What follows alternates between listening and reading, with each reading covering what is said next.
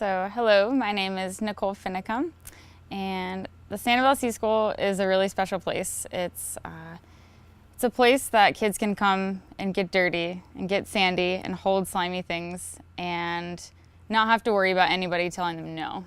So it's really a place about love and caring, and more so loving and caring about the ocean and about each other. So we're full of love, and we're all about being nice and being nice to the planet, and especially the ocean. So I was never a camper at Sanibel Sea School, so I came to be a teacher at Sanibel Sea School. I've always dreamt of being an environmental educator and saving the planet in that way by teaching people about nature and getting them to fall in love with it so that they protect it. But my role at Sanibel Sea School, I feel that I'm really part of a mission, and that mission is to protect the ocean one person at a time. And I feel that I'm a guide, and I guide kids to fall in love with the ocean, and I allow for them to create these lasting, memorable experiences that they carry with them for the rest of their life. When they're covered in sand and covered in mud and they don't have any other care in the world. A lot of our kids might come from hard family backgrounds and places that they have a hard home life, and when they're out having fun in the ocean, they're not thinking about that, and you know that they're just focusing on being a kid and being a kid in Florida and walking around with no shoes on and just with no other care in the world. Well, as any teacher might say, I really love that aha moment when a kid truly learns something. But I think beyond learning, more importantly, is just spending time with the kids and becoming their friend. There's been times over the summer when it's 95 degrees outside and it's sweltering out, and we're just laying in these tide pools that are just as hot as the air temperature, and we're just holding sea hares and letting them ink all over our hands and just laughing hysterically and just having a blast. And I know that that really created a lasting memory for me, and I hope it does for them too. It's important for a lot of things. We really, as a human species, rely on the ocean for sustenance, for food. We need the ocean to breathe. Most of our oxygen actually comes from phytoplankton in the ocean rather than trees. So without the ocean, we wouldn't be the species that we are today. And I think more than that, we're really connected to the ocean. It's somewhere that people can go and just feel a part of the ocean and feel like they own it and that it's nobody's but their own. Well, when I think of my childhood, I think about the times when I was out in my backyard collecting insects and playing in the trees and climbing trees, and that just made me fall in love with nature. And I think that if we do this with kids in the ocean, then that's going to have a lasting impact in their mind, and they're going to remember that forever, because the experiences that kids have when they're young, they're going to carry them throughout their entire life. So if we can give them the most fun they've ever had and the best laughing, memorable moment, then they're going to remember that, and they're going to remember that time that they were in the ocean and want to protect that memory. And so when they're older, and when these people are lawyers and the policymakers and the doctors and people that have lots of power in the world, they're going to protect the ocean because the ocean had a lasting impression on them.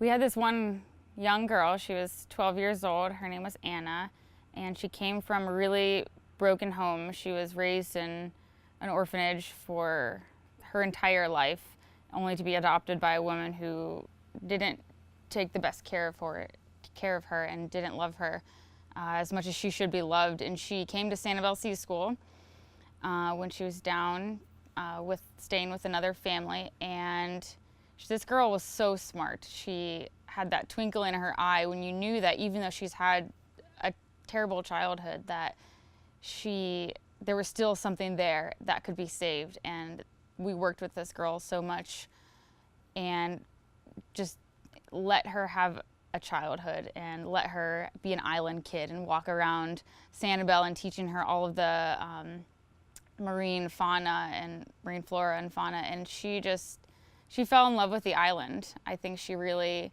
sorry, I'm going off on a tangent now. She was special in that she really wanted to learn, and she was really smart, but there was a lot of emotional issues with her, and so we just wanted to give her those memories that she could carry with her and just to be a happy kid, because she has never had that opportunity before. Yeah, actually, Anna, the same girl, she had been to the ocean once before she came to Sanibel Sea School. So during our time with her, she had only been to the ocean one other time. And seeing her interact with it, she just let go of everything that was troubling her. She dove into the ocean and she would not leave the water. And the feeling that she got when she was here was like no other that she's ever experienced in her life. And she just, I think it really changed her. And it gave her something to look forward to, and it made her forget about her troubles that she was having. She doesn't live around here anymore. She is back up in Chicago, and I believe she has been institutionalized again at this point, which is really heartbreaking to hear. She made a huge impact on us because we wrote some letters and drew some pictures for her of the ocean to remind her of the happy times that she had here on Sanibel, and I hope that we left a mark on her. I think we did. I hope so. So I was working at a job that I absolutely despised. I was working as a microbiologist in a lab behind closed doors, no windows, cut off from the outside world, and that I realized that was not me at all. I needed to be in a place where I worked outside, I helped people, I had fun, and I looked forward to going to a job. So I found Sanibel Sea School, and initially reading the job description, perfect. I just thought it was exactly what I wanted to do.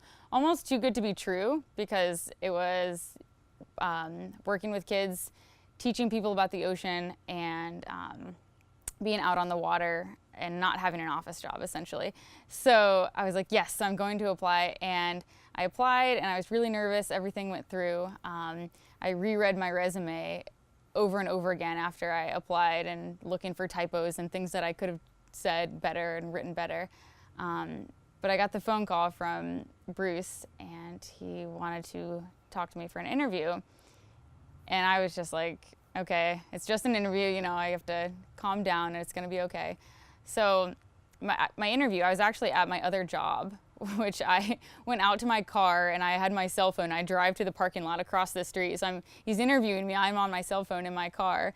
And he was asking me all these questions. He did most of the talking. And so when he finally did ask me a couple questions, I was like, oh, it kind of caught me off guard. I was a little nervous, but I think the whole thing went well. And then a couple weeks later, he called me back and said that he would love for me to come down and be a marine science educator. And I was just ecstatic, because I was working that dead-end job and I was in Ohio, and I just knew this was meant to be. And so within a month, I packed up everything that I owned and moved down to Florida. And it was a huge move, because I had left my boyfriend, he was in Ohio, and I was like, you have to stay here and meet me down there in 5 months, because I can't pass up this opportunity. So I did it, and it turned out to be the best decision that I've ever made. And how long ago was that? That was 1 year ago, exactly. This week, actually, so. The best part of my job is that it doesn't feel like a job when I go to work. It feels like I'm doing something meaningful for the planet, and I'm helping people, I'm protecting the ocean. So I can't even say that it's like I have a job description, because I do so many different things. But the main thing is just being outside and just instilling that passion into kids and having them fall in love with the ocean. Being the person that gets a child to fall in love with plankton or a sea hare or a crab makes my world, because that's the best part. A lot of people talk about how they try to find their sense of place. And the first time I stepped foot or jumped into the ocean on a coral reef, I knew that that was my place, and that's where I feel at home, is in the ocean.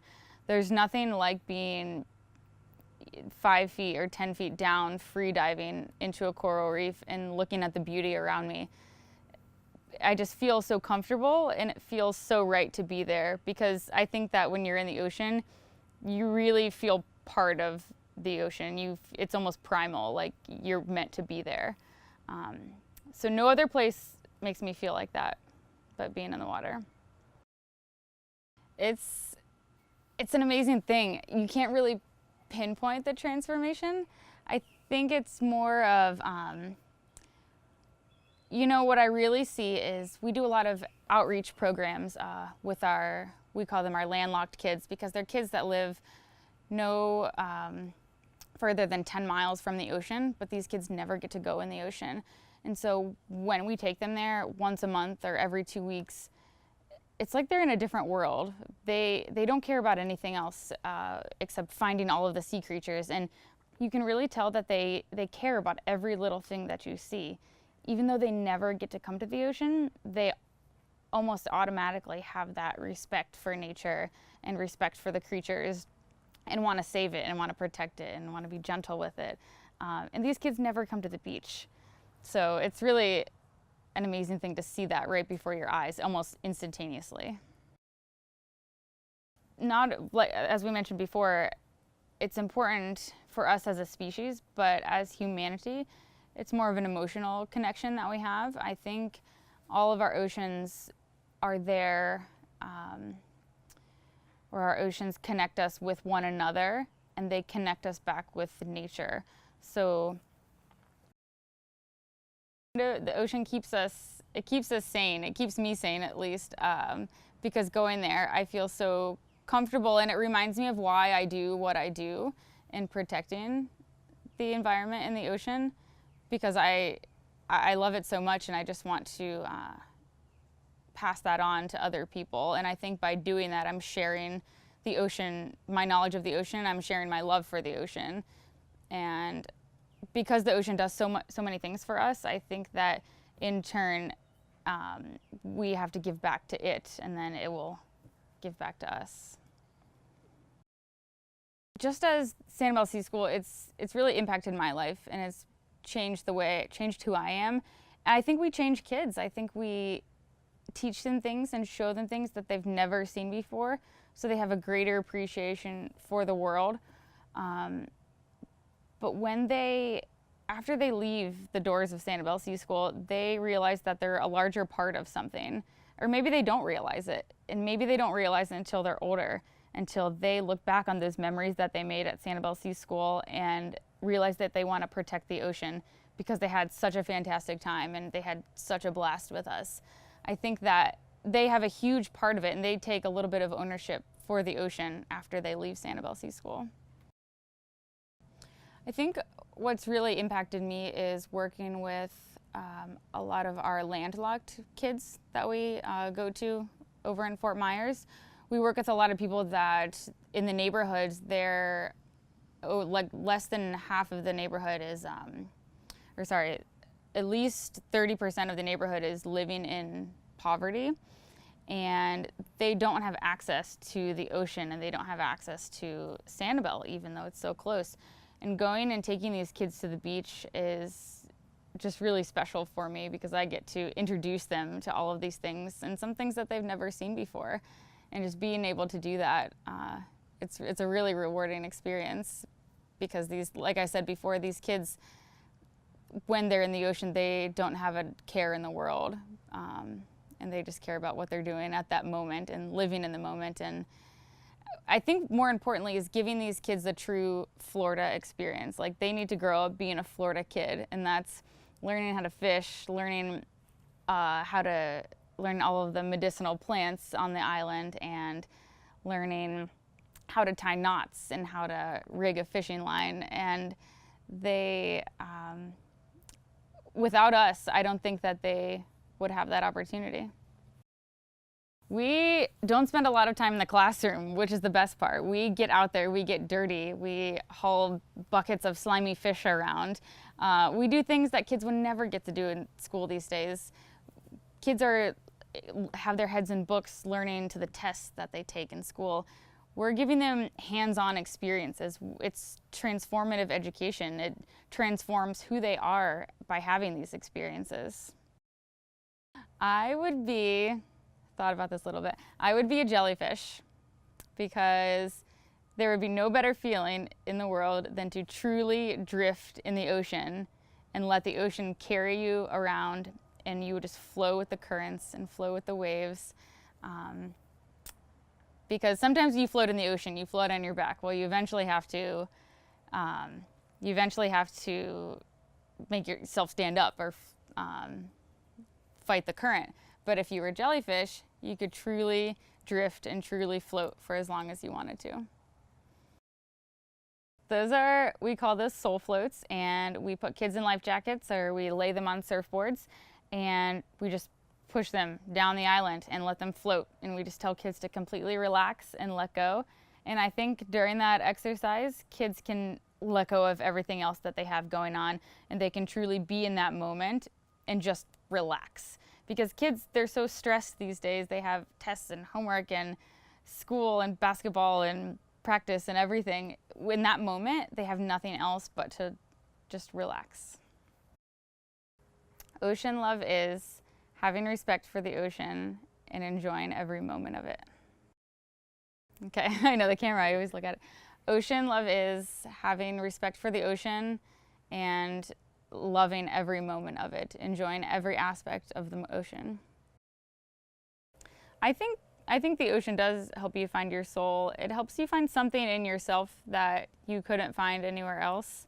I think that the ocean brings out some things in us that we never knew we had, because you can really let go of everything else and let the ocean carry you and let the ocean guide you. Yeah.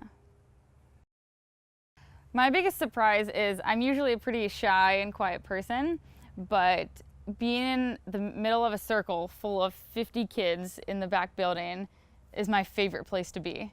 And I never thought I would say that, because I don't really like being in front of big crowds, but being in our old rickety wooden building just surrounded by kids is such a special, powerful feeling to me. I don't know. I don't know why. It's one of those, it's love. That's ocean love. It is. Maybe that's what ocean love is. I don't know. You know, a lot of kids stand out to me. Anna probably stands out the most because she had the biggest impact on my life, because I really, truly wanted to help her and save her.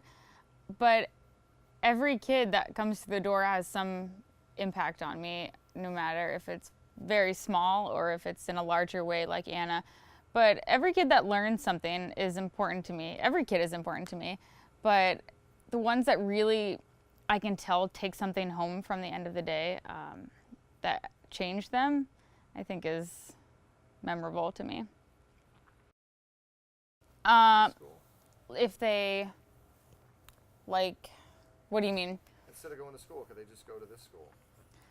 Technically they could.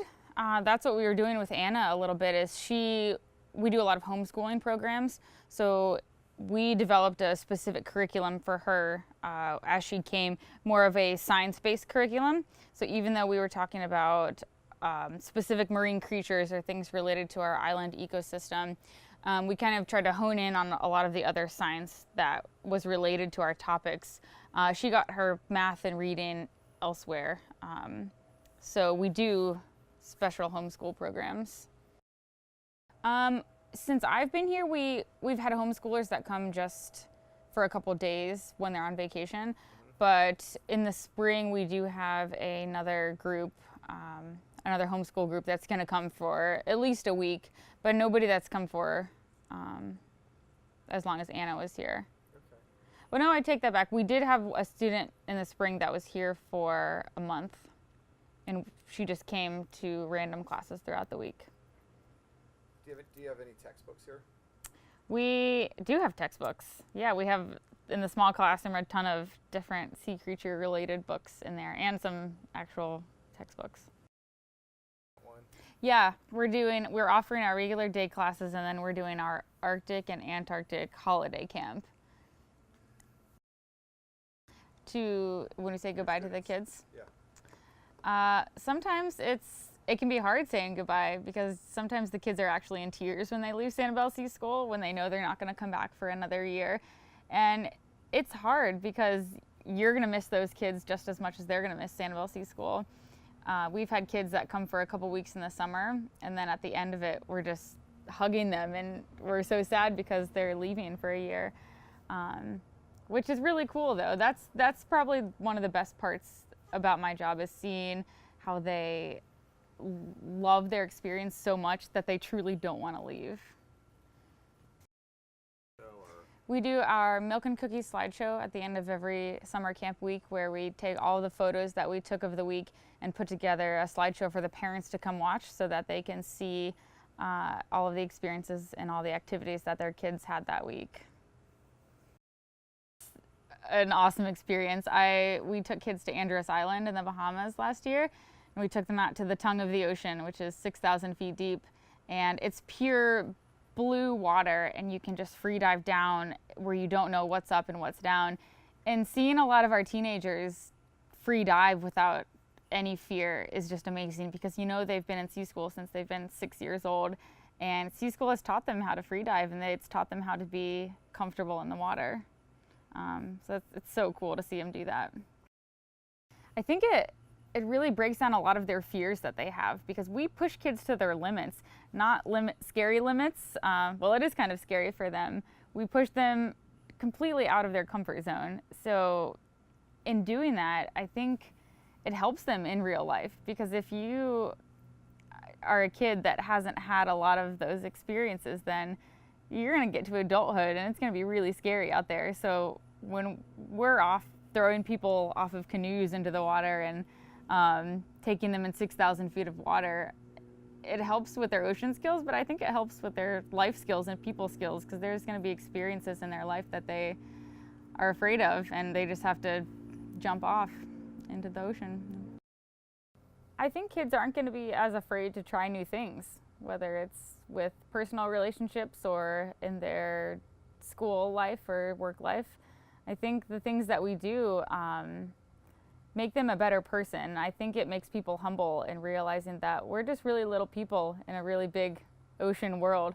So I think that it makes them think about the ocean and how everything is so connected. And I think they will want to minimize their impact on the ocean and on everything else because they have that with them. Does that make sense?